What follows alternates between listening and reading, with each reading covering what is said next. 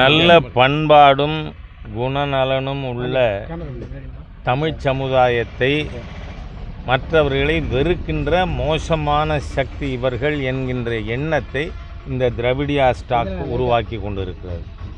ஏன்னு சொன்னால் அன்றைக்கி டீலிமிட்டேஷன் தானே பிரச்சனை. அது ஏற்கனவே மாண்புமிகு உள்துறை அமைச்சர் அமித்ஷா அவர்கள் ப்ரோரேட்டாவில் ஏற்கனவே இருக்கின்ற விகிதாச்சாரத்தில் அது அதிகரித்தாலும் அதே மாதிரியாக கொடுக்கப்படும். அதனால் எந்த மாநிலத்துக்கும், குறிப்பாக தென் மாநிலங்கள் எந்த மாநிலத்துக்கும் பாதிப்பு ஏற்படாதுன்னு. அப்போ அந்த சமயத்தில் அனாவசியமாக பேசுகிறதுக்கு என்ன அவசியம் இருக்குது? திமுகவினுடைய பொதுச் செயலாளர் ஒன்றும் இந்த தீப்பொறி ஆறுமுகம் வெற்றி கொண்டா மாதிரி ரோட் சைடில் பேசுகிற ஆள் இல்லை. மாநில பொதுச் செயலாளர் கட்சிக்கு திமுக அவர் சொல்கிறாரு, வடக்கத்திக்காரனெல்லாம் ஒரு பொம்பளை 5 புருஷன் கட்டிப்பா, 10 புருஷன் கட்டிப்பா. ஒன்றை தமிழ்நாட்டுக்கு பிரச்சனைன்னா இனிமேல் இந்தி கூட்டணி கட்சியில் இருக்கிற கட்சிகள் ஏதாவது உங்களை ஆதரிக்க முடியுமா? என்ன அருவருக்கத்தக்க பேச்சு. சரி, இன்னொரு வன்முறைவாதி இருக்கான் மாநிலத்தில் அமைச்சராக, பேர் என்ன, தாமோ அன்பரசன். மாண்புமிகு பாரத பிரதமரை கண்டந்துண்டமாக வெட்டுவேன்னு சொன்ன அராஜகவாதி, வன்முறைவாதி அந்த தாமோ அன்பரசன். இன்னமும் அந்த தாமோ அன்பரசனை ஏன் டிஜிபி அவர்கள் கைது செய்யாமல் இருக்காருன்னு எனக்கு தெரியலை. ஏன்னா காவல்துறை மாண்புமிகு பிரதமரை பற்றி பேசினா தப்புன்னு நடவடிக்கை எடுக்கணுமா இல்லையா? அதுவே செய்யலை. அதனால் அந்த வன்முறைவாதி என்ன சொல்கிறான், வடக்க இருக்கவங்களாம் பன்னி மாதிரி குட்டி போட்டுக்கிட்டே இருப்பான்னு. ஏன் என்ன நினச்சின்னு இருக்கீங்க? ஒரு மாநிலத்து மக்களையும் இழிவாக பேசலாம்ங்கிறது உங்களோட கனவா? நடக்கிறதே வேறு. நான் அதனால தான் நேற்றே சொல்லியிருக்கேன், இதை பூரா துரைமுருகன் அவர்கள் பேசினதையும் தாமா அன்பரசன் பேசினதையும் ஹிந்தி சப்டைட்டில் போட்டு உன்னோட 23 கட்சியா 33 கட்சியா எண்ணிக்கைக்கு என்ன பிரயோஜனம்? ஆடு சதை, 6வது விரல் இதெல்லாம் வச்சுக்கின்னு இருக்காங்க 23 22ன்னு. அதனால் மற்ற மாநில மக்களை இழிவாக பேசுகின்ற இழிந்த குணம் இந்த திராவிடியன் ஸ்டாக் இருக்குது. தமிழ் மக்கள் நல்லவர்கள், நாகரிகமானவர்கள். ஆனால் திராவிடியன் ஸ்டாக் லீடர்ஸ் ஒருத்தர் கூட யோக்கியமானவன் இல்லை, நல்லவன் இல்லை. அதனால் இது வன்மையாக கண்டிக்கத்தக்கது. இதுக்கு முதலமைச்சர் ஸ்டாலின் அவர்கள் மன்னிப்பு கேட்கணும்.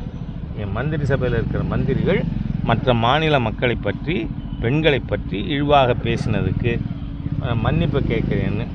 இல்லைன்னா இந்த 2 பேர் பேசினதுக்கு எதிராக சட்ட ரீதியாக என்ன நடவடிக்கை எடுப்பது என்பதை எங்கள் லீகல் செல் தீர்மானிக்கும். மாண்புமிகு முதலமைச்சருக்கு நான் 24 மணி நேரம் சொன்னேன், இன்றைக்கி சாயந்தரம் வர. முதல்வர் அவர்களுக்கு தமிழ் உணர்வு எள்ளு முனை அளவேனும் இருக்குமானால் தமிழை புறக்கணிக்கின்ற ஹிந்தி சான்ஸ்கிரிட் பாடம் எடுக்கிற உங்கள் சன்ஷைன் மாண்டிசோரி ஸ்கூலை தமிழ் உணர்வுன்னு தான் முதல்வர் என்ன பண்ணுவார்? சமச்சீர் கல்வி கூடமாக மாற்றுவார். உங்கள் தோப்பனார் கொண்டு வந்தது தானே சமச்சீர் கல்வி கூடம், அதான் மாற்றணும். நீங்கள் வியாபாரம் பண்ணுவீங்க, வியாபாரத்துக்காக நீங்கள் என்ன வேணாலும் சொல்லி கொடுப்பீங்க. என்னோட ஏழை விவசாயி தமிழன் குழந்தை படிக்க முடியாதா? ஏழை தொழிலாளி தமிழன் குழந்தை ஏன் அன்பில் பொய்யாமொழி மகனுக்கு இருக்கிற வாய்ப்பு ஃப்ரெஞ்சு படிக்க ஏன் என்னோட அரசு பள்ளிக்கூடத்தில் படிக்கிற மாணவனுக்கு இல்லை? எப்படி நீங்கள் தடுப்பீங்க? What right you have got? Even preventing is imposition.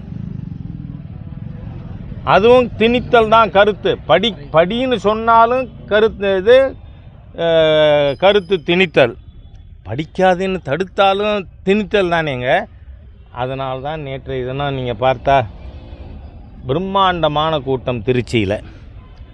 அது மாநில மாநாடு இல்லை, ஒரு மாநில மாநாடு அளவிற்கு மிக பெரியதாக இருந்தது. ஊடக நண்பர்கள் எல்லாரும் பார்த்தீங்க.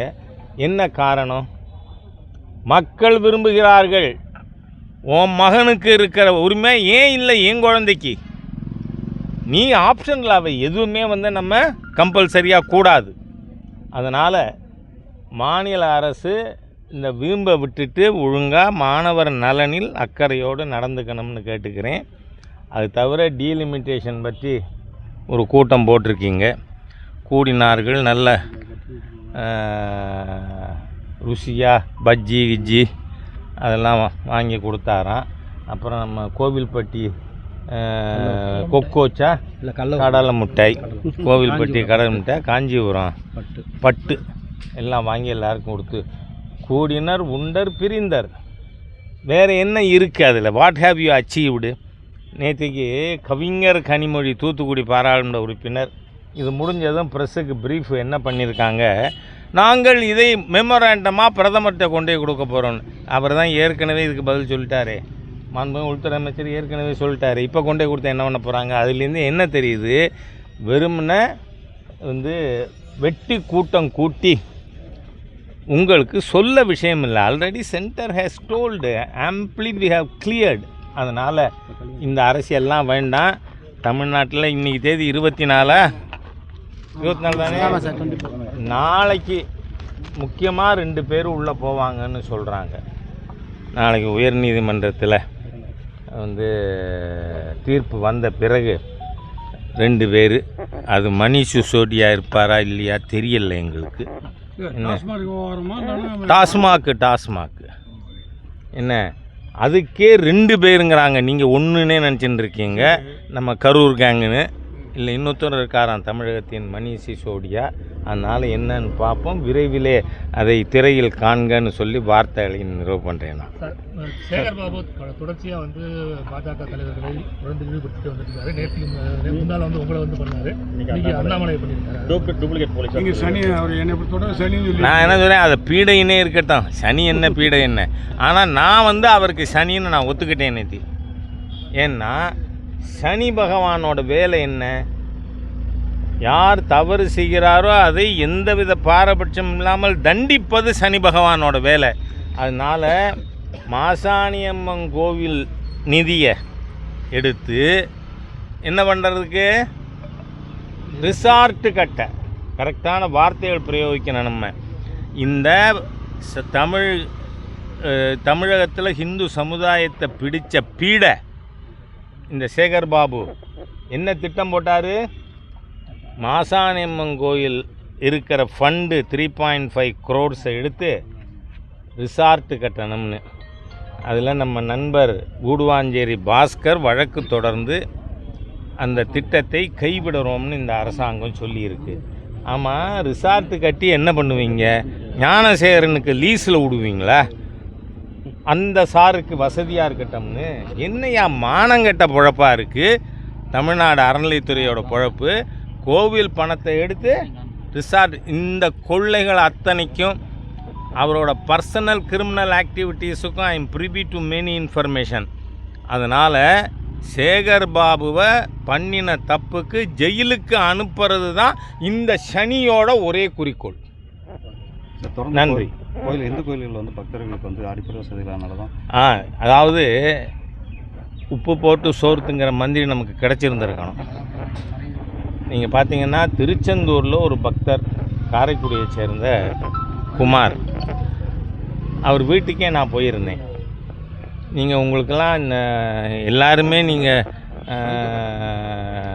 60க்கு அப்புறம் 70க்கு அப்புறம் தான் பிறந்திருப்பீங்க.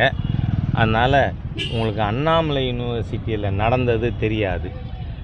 வெறும் மெட்ரிகுலேட்டு ஸ்கூல் படிப்பு தாண்டாத கருணாநிதிக்கு டாக்டர் பட்டம் கொடுக்கக்கூடாதுன்னு உதயகுமாருங்கிற ஸ்டூடெண்ட்டு எதிர்ப்பு தெரிவித்தான். ஆனால் செத்து போயிட்டான். அப்போது அந்த பொணங்கிடக்கு இந்த திராவிட முன்னேற்ற கழக அரசு அது நம்பர் 1. இப்போ நடந்திருக்கிறது திருச்செந்தூரில் நம்பர் 2. அப்போ பெத்த தாப்பன்ட்டு இது என் மகன் இல்லைன்னு எழுதி வாங்கினாங்க. எவ்வளவு தூரம் ஒரு மோசமான இந்த தீய சர்க்கார். தயவு பண்ணி எல்லோரும் டெய்லி நம்ம இஷ்ட தெய்வத்தை வேண்டுவோம். இந்த தீய சக்தி தமிழ்நாட்டை விட்டு ஒழியணும், இந்த பீடை போகணும்னு நாம் வேண்டிக்கணும். அதே மாதிரி திருச்செந்தூரில் அந்த அம்மாட்ட உன் கணவனை அறுக்காமல் கையில் கொடுக்கணும்னா நீ நாங்கள் எழுதினதில் கையெழுத்து போடுன்னு திருச்செந்தூர் காவல்துறை அதிகாரிகள் கையெழுத்து வாங்கியிருக்காங்க. அதான் அந்த அம்மா மீடியாவில் எல்லாருக்கும் முன்னாடி சொல்லியிருக்காங்க, எங்கிட்டையும் சொன்னாங்க. That is also recorded. அதுக்கப்புறம் பார்த்திங்கன்னா ராமேஸ்வரத்தில் ராஜஸ்தானை சேர்ந்தவர் 3 நாளாக அந்த பாடி இன்னும் எங்கன்னு போகலைங்க. சரி, அதுக்கப்புறம் தஞ்சாவூரில் கோபிச்செட்டிப்பாளையத்தை சேர்ந்த கிருஷ்ணமூர்த்தி, அதுக்கப்புறம் இங்கே வந்து பழனியில் பாரதிய ஜனதா கட்சியினுடைய மோகனூர் ஒன்றிய தலைவர், அவர் வந்து மூச்சு திணறலில் இந்த கும்பலில். நான் கேட்குறேன், இது எல்லாத்துக்கும் என்ன காரணம்?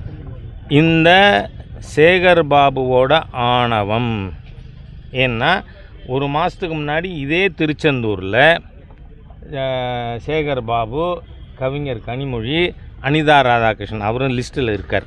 என்ன, இவங்க 3 பேரும் அங்கே இருக்கச்ச அங்கே இருக்கிற பக்தர்கள் சொல்கிறாங்க, 6 மணி நேரமாக நிற்கிறோம், குழந்தைக்கு கொடுக்க தண்ணி இல்லைங்க அப்படின்னு. அப்போ ஒரு பொறுப்புள்ள அமைச்சர், அவர் டிபார்ட்மெண்ட் அமைச்சர், மற்ற 2 பேரை பற்றி எனக்கு கவலை இல்லை வந்து. அப்போ இவர் என்ன பண்ணியிருக்கணும்? அவங்களுக்கு உடனடியாக வசதிகளை ஏற்படுத்தி சொல்லியிருக்கணுமா இல்லையா? அதுக்கு பதிலாக என்ன சொன்னார் இந்த சேகர் பாபு? என்ன பீடையோ சனியனோ எனக்கு தெரியாதுண்ணா, அதெல்லாம் சொல்கிறது இல்லை, ஆனால் நிச்சயமாக செய்வேன் இந்த ஆள் பண்ணியிருக்கிறதுக்கு. அப்போ என்ன சொன்னார்? திருப்பதியில் போய் 24 மணி நேரம் நிற்பானுங்க, இங்கே 6 மணி நேரம் நிற்க மாட்டான்னு. அங்கே 24 மணி நேரம் நின்னா அங்கே டாய்லெட் ஃபெசிலிட்டிலேருந்து உணவு குழந்தைகளுக்கு கொடுக்கறதுக்கு, பால், இவங்க நம்ம இது தங்கிறதுக்கு ஃபேன் வசதி இத்தனை இருக்குங்க. அதெல்லாம் செஞ்சுக்கிட்டு இருக்கிறது. ஆனால் நீ வந்து கோவிலுக்கு நன்கொடையே ஒரு அன்பர் 300 கோடி கொடுத்துருக்காருன்னு சொல்கிறாங்க. அந்த பணத்தை என்ன பண்ண திருச்செந்தூரில்? சரி, சாராயம் குடித்து விஷச்சாராயம் குடித்து செத்து போனால் 10 லட்சம் கொடுக்குறீல்ல. இந்த கோவிலில் உயிர் இழந்த உங்களுடைய டெரிலேஷன் ஆஃப் டியூட்டியின் காரணமாக, உங்களுடைய அசட்டையின் காரணமாக, உங்களுடைய ஆணவத்தின் காரணமாக, உங்கள் திறமையின்மையின் காரணமாக 4 உயிர் கோவிலுக்குள்ளே போயிருக்கு. அந்த ஆண்டவன் பார்த்து கூலி கொடுப்பான் 26ல், அது வேற. ஆனால் இவர்களுக்கு 10 லட்சம் கொடுக்கணும்னு ஏற்கனவே நாம் கோரிக்கை வச்சுருக்கோம். ஏன் கொடுக்கல? ஆகவே இந்த தீய ஹிந்து விரோத அரசு 26ல் வேரோடும் வேரடி மண்ணோடும் துடைத்தெறியப்படும் அப்படின்னு சொல்லுங்கள். 2026 எலெக்ஷனில் கூட்டணி நம்ம வந்து பாருங்க, மோகன் ராஜாவை ரொம்ப வருஷமாக தெரிஞ்சவர். கூட்டணி பற்றி ராஜா கருத்து சொல்ல மாட்டான். ஏனென்றால் வந்து தேசிய பார்லிமெண்ட் போர்டு 16 சீனியர் லீடர்ஸ் இருக்காங்க, அவங்க முடிவு தான். ஆனால் எங்களுடைய கருத்துக்கள் என்னங்கிறத நாங்கள் அவங்கள்ட்ட நேர சொல்லுவோம். அவர்கள் சொன்ன பிறகு மோகன்கிட்ட சொல்லுவோம். பாஜக தலைமையில் வந்து பாஜக தலைமையில் வந்து ஆட்சி அமைக்குமா இல்லை? பாருங்களேன், கிழக்கா மேற்கா அதெல்லாம் நாம் சொல்கிறோம். என்டிஏ பார்லிமெண்ட்டில் நம்ம மாண்பு உள்துறை அமைச்சர் தெளிவாக சொல்லியிருக்கார். 26ல் தமிழகத்தில் தேசிய ஜனநாயக கூட்டணி ஆட்சி அமைக்கும். அன்றைய தினம் தமிழகத்தில் பொறியியல் பட்டப்படிப்பிற்கும் மருத்துவ பட்டப்படிப்பிற்கும் மாணவர்கள் தமிழிலேயே படித்து பரீட்சை எழுத முடியும் அப்படின்னு பார்லிமெண்ட்டில் எங்கள் அமித்ஷாஜி சொல்லியிருக்கார். அவர் அமித்ஷா சொன்னால் ஆண்டவன் சொன்ன மாதிரியா? இங்கே பாருங்கள், நாங்கள் சொல்லியாச்சு.